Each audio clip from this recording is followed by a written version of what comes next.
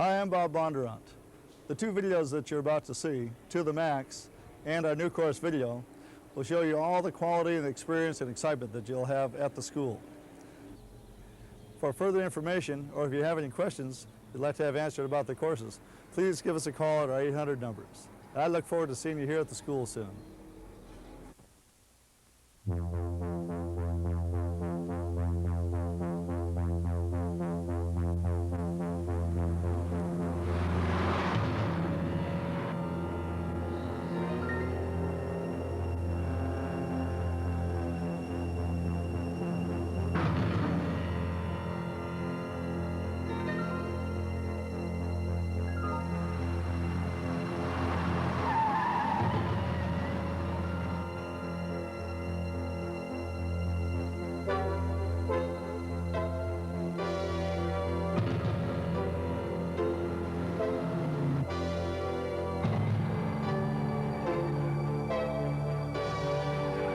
By the end of the week, we're going to take you to your maximum potential.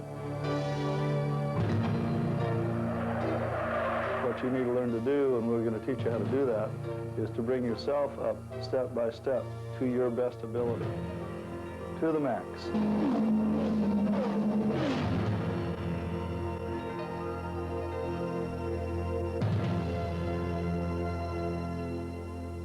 I'm Bob Bondurant.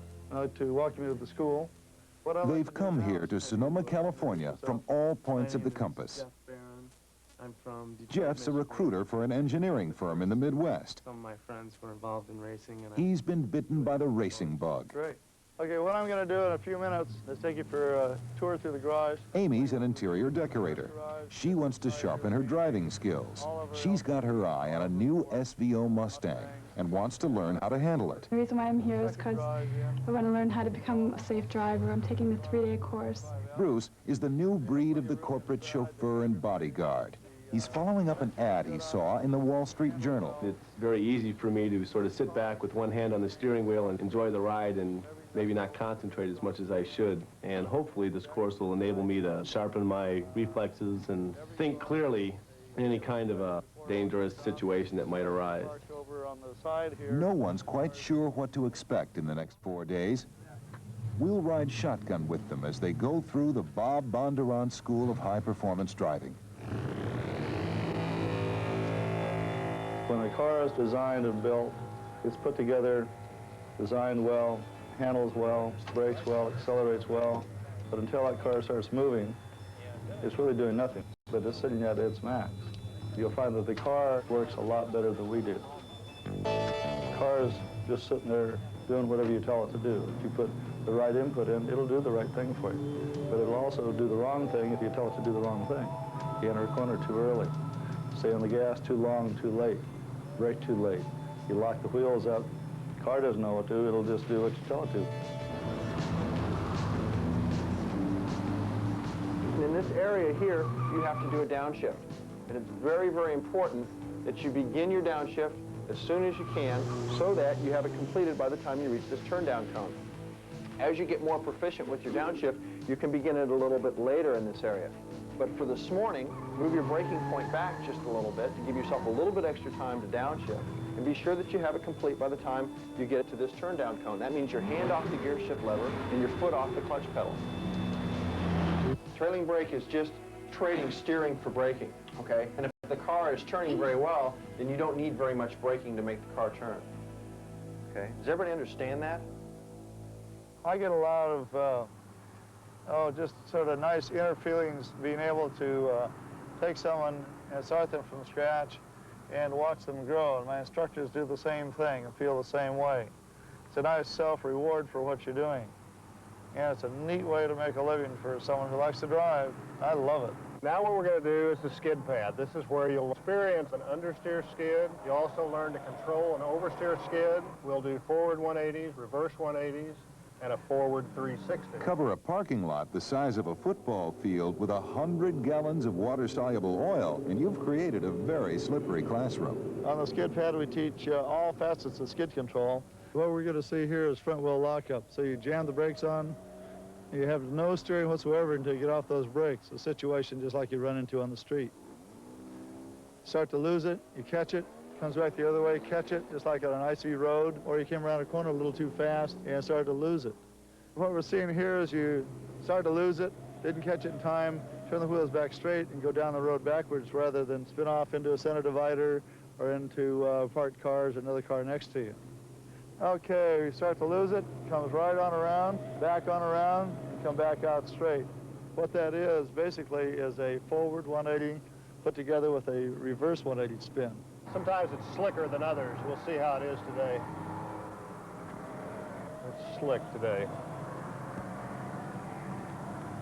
Everybody still breathing? Where'd you eat lunch? Gino's, I think it was. Gino's. Oh, that sounds bad. Please tell me if you feel a little queasy. Before, I wasn't as defensive a driver as I am now, especially competing with all men in the course. It's a lot different than taking the performance driving course. It's a 3-day run. And I think it'll help me a lot improve my driving after I've taken the course, and I think I could increase my speed and be able to handle my car a lot better. I had a little bit of problems with the skid pads, but I learned how to handle that today.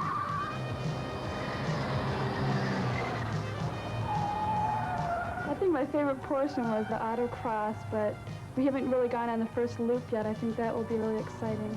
This is our autocross course. It's a multi-turn course, like a little mini road racing course. And it's set up so that you can really get out and drive the car hard, but feel everything that you've been learning, be able to put it all together here. It's a lot of fun. What this teaches you is more car sensitivity, like you're on a mountain road. You want to be precise, you want to be smooth, you want to be accurate, and you don't want to get yourself into a problem. It teaches you sensitivity and feel to your hands, teaches you throttle control and braking control. It's a timed event, so if you knock down a pylon, then it costs you a second. So you want to be nice and precise and smooth, but quick. Good, 108.7. Okay. A little better.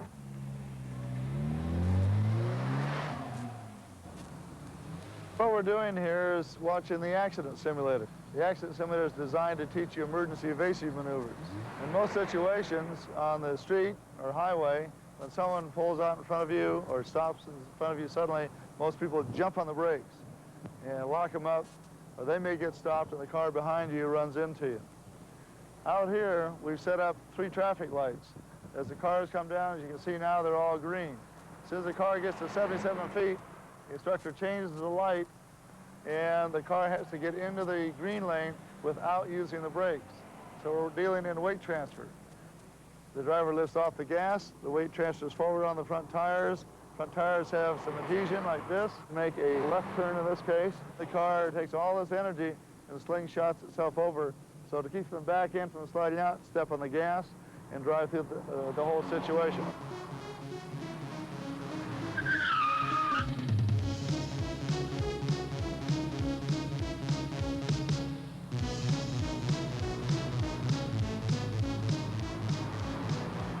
There goes Amy, and she got on the brakes and knocked the pylon down. It takes a few times to run through this and get used to it. You want to just ease up. Maybe just drop it down just a little bit. And remember, concentrate and relax. That's important. Relax.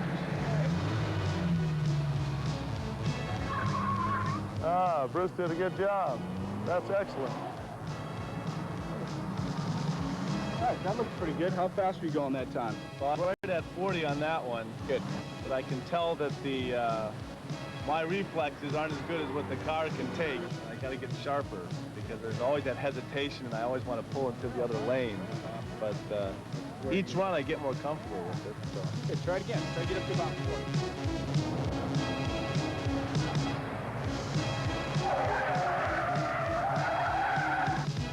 But you're always planning ahead. So if you need to change lanes, you know there's no one on your left.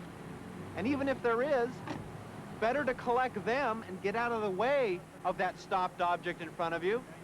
You can always exchange insurance cards on the side of the road. But better that than screwing yourself into the back end of that immovable object, okay? So always leave yourself open options, right? The minute we go to the brake, we close the door on those options. We've got to learn that, okay? Going at the end on that last one. About 32 or 34. How far did you stop? I stopped, but then I kind of kept going. Did you do the last one good? Yeah, it was all through red, and I was about 40 miles per hour at that time. Just went straight through. I saw you. After that, I just started going up until about 40. Started working pretty well then. Well, it was hard to do because I wanted to go slower because I thought the lights were going to be all red, and then they put like, didn't they do 2 green one time when you went through? Yeah, a couple of times they did that. Yeah. The instructors have brought the students along gradually to different levels of their individual abilities. So the next challenge is the first loop on the road course, the first time the students drive on the real racetrack. Okay, we just pulled out on the first loop of the road course. All the students that have been going through the advanced highway driving course, then on the handling oval, the slalom, the accident simulator, the skid pad, they've been learning all the basics. Now they get a chance to put that together here on the first loop of the road course. It's like a mountain circuit. It's all uphill, downhill, 7 turns, and they have to really think and pay attention and feel what the car is doing. It's really amazing how much you learn about the car, and also you're learning a lot about yourself out here, what your capabilities are, how much you can push yourself, push your car. Not everybody can become a race driver. It's not for everybody. But it's for the people who like that challenge, the feel of making something work for you. That's what racing is really all about. And you have that competitive spirit. You want to win, you want to do the best job you can, you want to be number 1. It's exciting, thrilling, it builds your enthusiasm as you go through it. The more you learn, the more excited you get, and at least with myself, the more I want to get into racing. It's really neat. When you finish the whole course, you've really learned how to race. You get a chance now to figure out what you want to do. Is racing for you? Hey, if you did a good job and enjoy it, it sure is.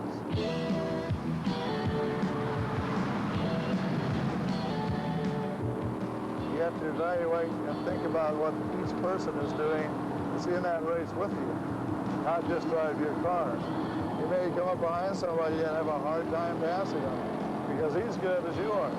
So you have to start working on it. You have to start pushing him a little here, a little there, not literally bumper to bumper, but sort of driving inside of him in different spots and make him look in the mirror and start watching you. As soon as you get someone starting to watch you, then you've got to lift because he's going to make a mistake. And you want to be right there when he makes that mistake so you can take advantage of it, dive in and make a pass. But make sure that you can make that pass and not get caught up to where he chops you off, maybe runs you off the road. The precision driving course is a test in concentration and car control. It's always good to know where all 4 corners of the car are. If you do a good job going forward, you get to do it in reverse.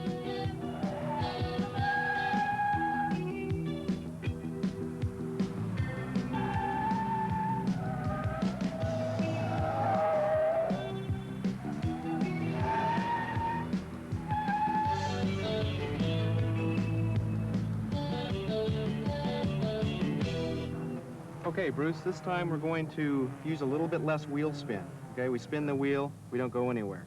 So ease that gas on, get some traction going, and we'll probably shave some seconds off. Will do. Okay? Add a little bit of smooth shifting, I think. Yeah, A little rough yeah. out there. We lose a couple of seconds there also. I'm here at the Bondurant School taking the corporate course, which has taught me precision driving and really how to handle the car that I'm driving, which is a Lincoln Town car. When you're ready. And I never really understood just how well that big car could handle. You usually think of it as being a boat and, oh, gee, I can't do this in that car. But it's really the individual and his capabilities that are the limiting factor, not the cars.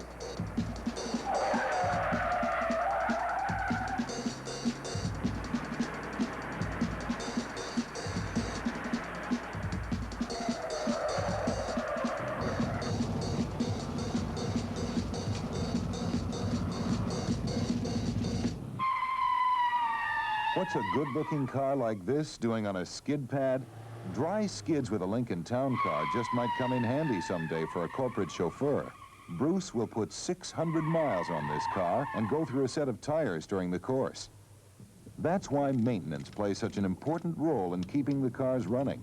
All wheels are torqued every day. Mustangs at 75 foot-pounds.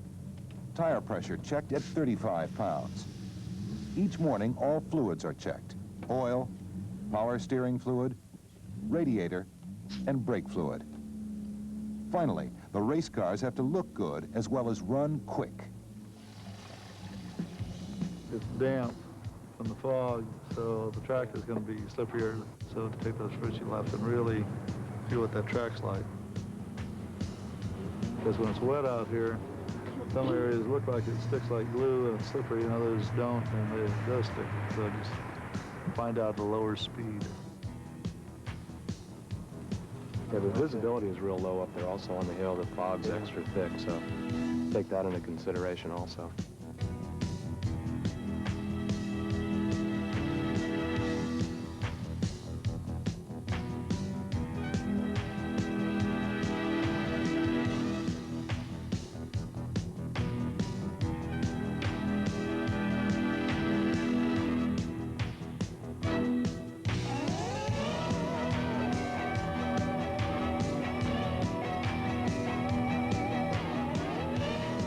I was really impressed with the way they've set the cars up. They perform much better than what I thought, and it really gives you kind of a racing environment, which gets your adrenaline going. When you get in a car that's bright orange with a roll bar and all the equipment, it's really exciting to get in that kind of automobile. It gives you the feeling of being in a race.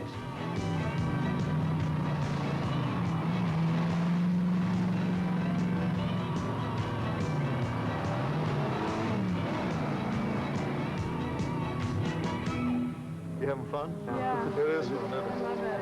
Everyone got a smile on their face when they get out of the car. Oh, yeah.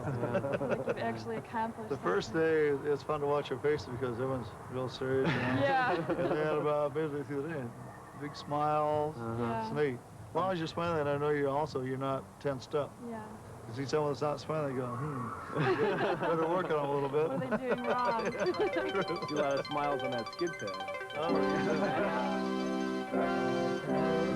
Left, off you got. Shift. Keep the wheel in. I'll put you back straight. Beautiful. Nice job. That was nice. Thanks. Guys, have a little fun. Now turn to the left quickly. Now take it out.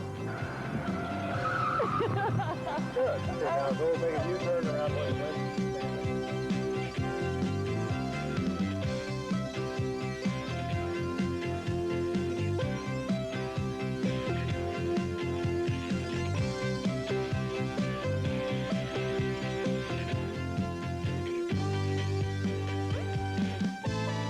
Sometimes when I'm coming around a turn, I might be going too fast, and I know you're not supposed to put the clutch in, you said, because it's freewheeling. Never put the clutch in. So how can you recover from something, you know, when you're taking a turn too fast? Too fast, ride the brakes, trailing the brake, slows the speed down. As you turn, the car is leaning over, making the tires dig in and scrub the speed off. So you don't ever put the clutch in when you're... Never put the clutch in. Where are you making the downshift? Before you actually start putting the car into the turn, or? Yeah, you want to have your downshift done. Start braking on the straightaway and slow the car with the brakes, not the engine. Have your downshift completed just before you start to turn into the corner.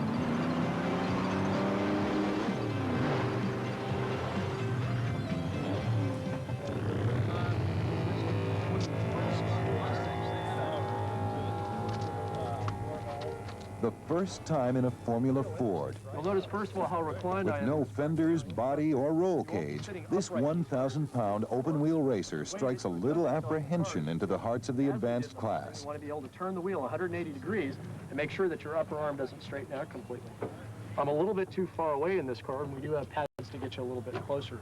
The cars do come in small, medium, large, and extra large, and that's how we're going to assign you the car, according to your length of legs and height. So once you've got this tightened up here, you then want to look at the gauges. We've got the tachometer in the center, and you notice there's a red needle. This one's located at 5,000 RPM. It's known as the tattletale, and it stays up to the highest point that you've shifted at. That's how we tell how high you've revved the motor. So when these cars come back, they should all be about 5,500 RPM. We've got a water temperature gauge on the left side, oil pressure on the right side. Slide your legs forward. Okay, yeah, put it straight ahead, put your hands in the 3-9 position. Okay. Watch your water temp. You'll probably see it warm up pretty quickly once you get rolling. Be extra sensitive with your steering inputs. You'll find that this car requires a lot less movement with the wheel to get it to turn in. And it's also very susceptible to on and off throttle weight transfers. So you want to be real subtle releasing the throttle and also squeezing it back on again. Okay. You'll find that you won't need as much trailing brake in the slow corners because the car will rotate a lot more easily. Yeah. So take that into consideration also. When you go to shift, just make sure you get going fast enough. If you're going too slow on shift, it'll want to grind a little. But just don't worry about it. It'll do whatever you tell it to do. Oh, yeah. Questions? Find the pedals and everything down there? Yeah. The one on the far left is the dead pedal. You might have some trouble with that one cross piece. No, it's okay. It's fine. All right. Okay. Well, let me buckle you in. Geez, it's going to be a different sensation because you're leaning back a lot further.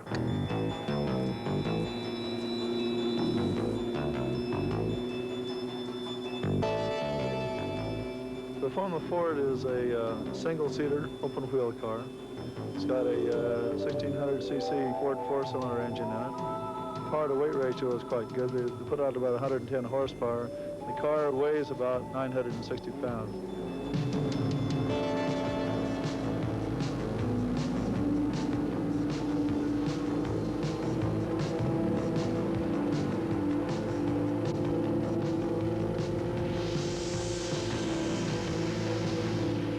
Mustangs, they learn all the basics, how to put it all together, where the track goes, where the line is. Now they're getting on the Formula Fords, and they're really built as a real race car.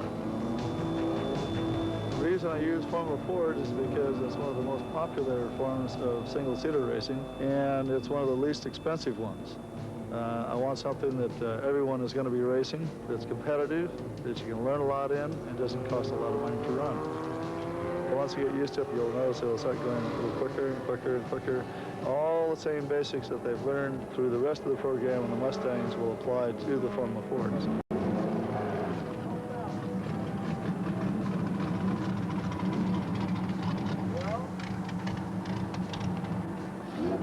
What's that feel like? It's good. I like it. I got to get used to the shifting, though. Yeah, shifting is much shorter, quick shift on it. Yeah, you got to shift real fast to get it in the next gear. And keep the revs up when you go to downshift. Yeah, because you really have to match the revs with the rear wheel torque. Right. To get the proper shift. Get nice and smooth. Yeah. I like the car. Nice. It really handles. These things are fun. They are. I can't wait to get out in them again tomorrow. It's all day tomorrow. Sounds good. Let's take a look at Bruce's final examination in the Lincoln Town Car. His instructors have a little surprise for him.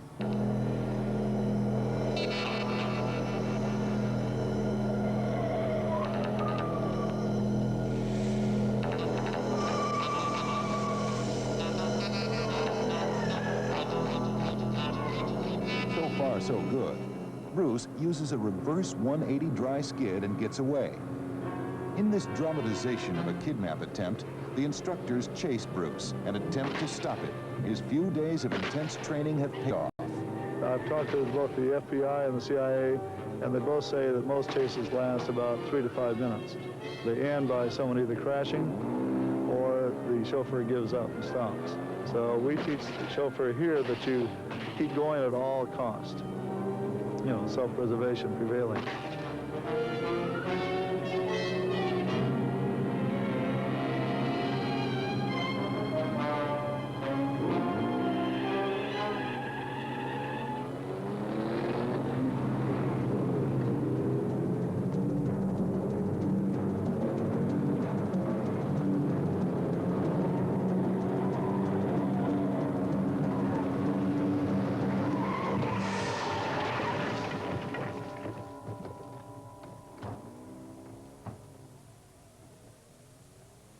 Well, I guess Bruce graduates. The final exam for Jeff. The experience of competing in a real race car. Most of these students will never go on to drive in a race like this one. What a thrill.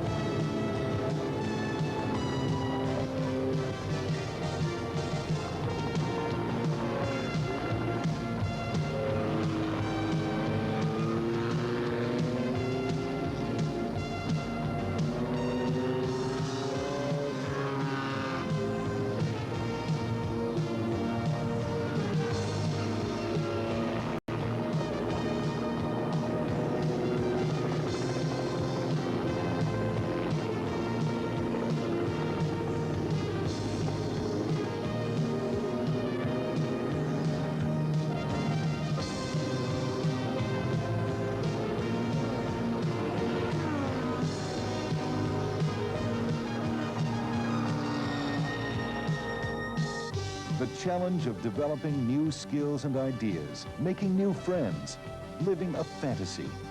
It's been a short week, but a week long on adventure. Today is the climax of a week that has taken Jeff, Amy, and Bruce to the max.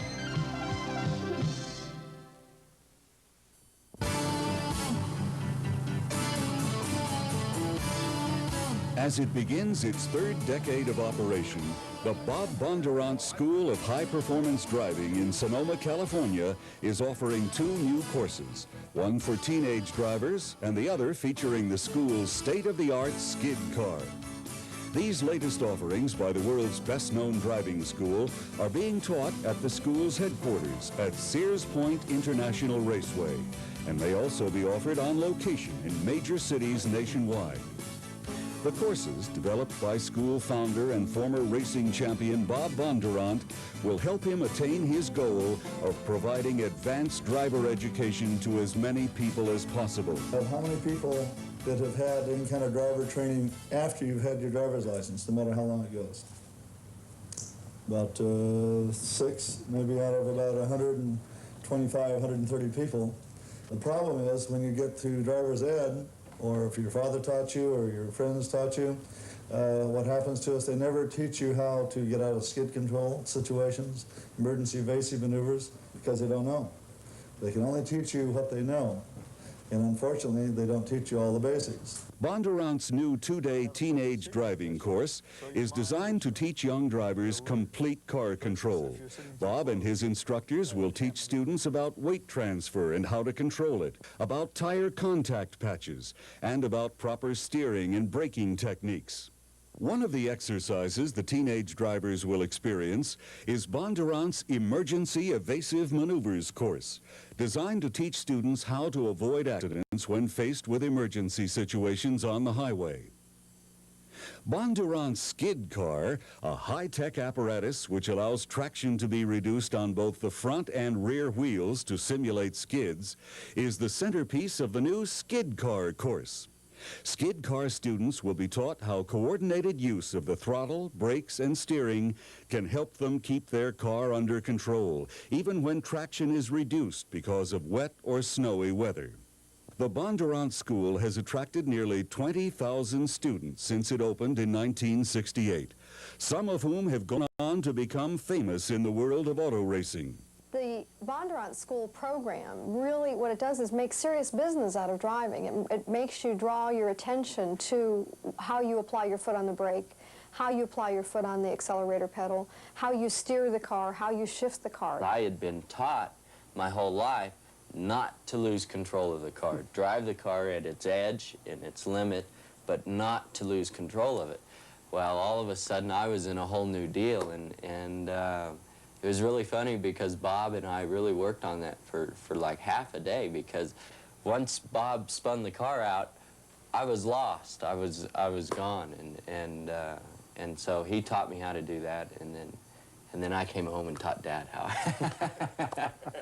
But most students who attend the Bondurant School are people who simply have an appreciation for cars, people who just want to be better drivers. It was a fantastic learning experience. You know, just the feeling of the automobile and really understanding what's under you is an incredible feeling, and they did a super job of making us understand how the car works and how it can help you. But I think that in any panic situations, I'll have a much better idea of what to do and protect myself, the people around me, and anybody in the car with me with a much greater level of skill. On the street or on the racetrack, the capabilities of most cars are way above the capabilities of most drivers. We're trying to even that out.